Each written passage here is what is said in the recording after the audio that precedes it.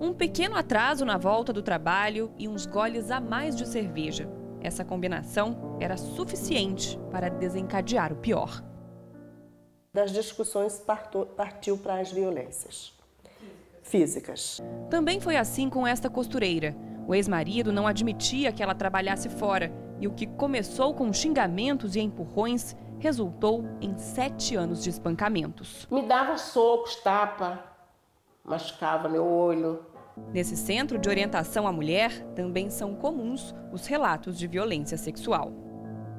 Eu chorava, eu implorava para que ele não fizesse sexo comigo e ele fazia, mesmo eu chorando e pedindo por favor. Eu não gritava, eu tinha 2 filhas no outro quarto, então eu ficava acuada.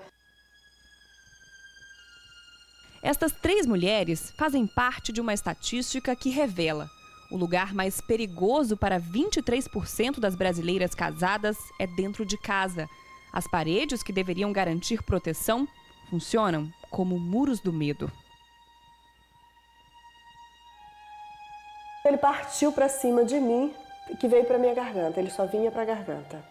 Estas mulheres decidiram romper o silêncio numa época em que o agressor se livrava da acusação pagando uma cesta básica e muitas vezes saía da delegacia ainda mais violento. Quando ele voltou para casa, ele voltou igual um bicho. Querendo quebrar tudo, querendo derrubar a casa, querendo me matar. Mas a coragem de uma mulher que decidiu não se calar mudou as regras do jogo. Maria da Penha Fernandes processou o estado do Ceará por ter demorado a punir o homem que a agredia. Há 26 anos, a farmacêutica ficou tetraplégica depois de levar um tiro do ex-marido. Em 2006, virou símbolo do combate à violência contra a mulher e deu nome à lei que tornou mais rigorosa a punição aos maridos violentos. Com a criação da Lei Maria da Penha, o homem que agredir a mulher não tem direito a penas alternativas. Se for pego em flagrante, vai direto para a cadeia. A prisão também pode ser decretada se o juiz considerar que a mulher corre risco de ser agredida novamente ou que a ameaça pode se concretizar. Outra mudança, a pena máxima passou de 1 para 3 anos de detenção. Existe também a possibilidade das medidas protetivas que o homem pode ser afastado de casa, ele pode ser obrigado a manter a família enquanto não decide a separação na justiça, na vara de família, né? A mulher pediu a medida protetiva e ele descumpriu, ele pode ser preso. A nova lei e as campanhas de esclarecimento encorajaram muitas mulheres a procurar ajuda. Mas a estimativa é que ainda hoje, mais da metade das brasileiras sofram caladas.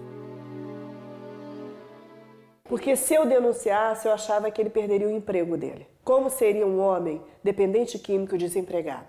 Muitas ainda desistem da denúncia na última hora e quase 30% retornam à delegacia no dia seguinte para retirar a queixa. Quando eu comecei a pensar assim, que ele poderia ser preso, foi que eu fiquei assim meio preocupada. Ela não quer que o marido seja processado, ela não quer que ele seja prejudicado no trabalho, ela não quer que ele seja preso. Esse tipo de comportamento não é comum apenas no Brasil. Neste seminário, juízes federais e especialistas discutiram como outros países lidam com a violência doméstica. Em Timor, as mulheres, em geral, sofrem muita agressão física dentro de casa e as pessoas tendem a achar que isso é parte normal de um processo de ensinamento. O país, que saiu de uma guerra há pouco menos de 10 anos e que teve boa parte da sua estrutura destruída, ainda tenta se reorganizar. A maior resistência vem da própria população, que não concorda com as novas leis. Os timorenses preferem resolver seus conflitos recorrendo aos chefes de aldeia, que criaram suas regras próprias. Então, quando uma mulher apanha e a comunidade percebe que isso foi excessivo, é preciso negociar com a família do agressor uma forma de compensação. Recentemente, o país tentou incentivar as mulheres a procurar a polícia, mas o resultado foi o pior possível.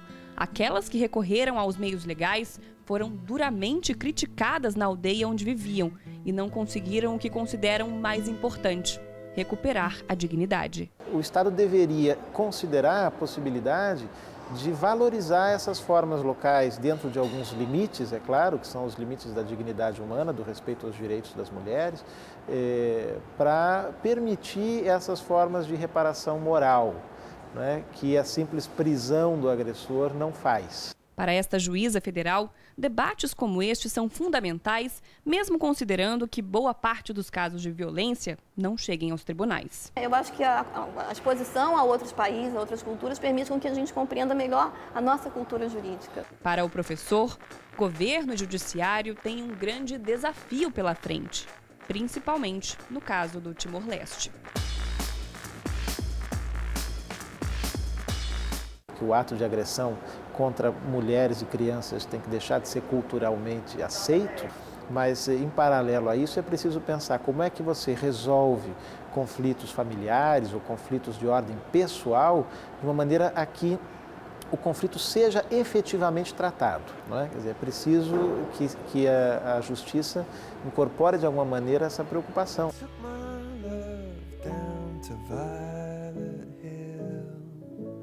There we sat in snow.